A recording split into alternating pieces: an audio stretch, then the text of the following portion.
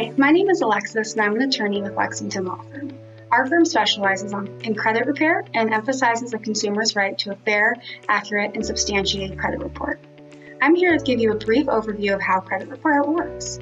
First of all, it's good to know that you have rights under the Fair Credit Reporting Act. Many consumers find inaccuracies in their credit reports, such as duplicate items, accounts that don't belong to them, or just plain inaccurate information about the status of the account or the balance.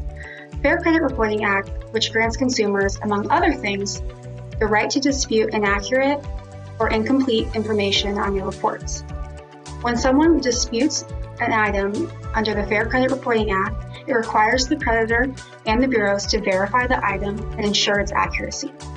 So how this works for Lexington. We obtain our clients' reports from TransUnion, Experian, and Equifax, and we review these reports with the client and identify any derogatory account that may be impacting their score.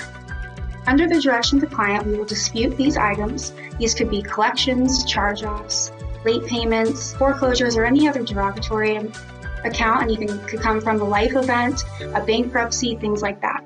The client will direct us on how to dispute these. We do these in two ways. First off, with the bureaus. We send a dispute to the bureau, and the bureau receives it, and they may reach out to the creditor who's reporting the information, and they must verify it. If the creditor doesn't respond or validate the information, the bureau may remove the item.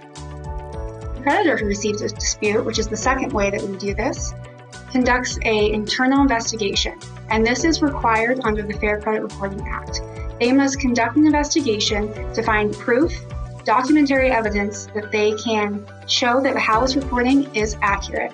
If they cannot show that how their reporting is accurate, they must either remove the item or correct how it's reporting so that it is accurate. It's important to remember that this process may take some time.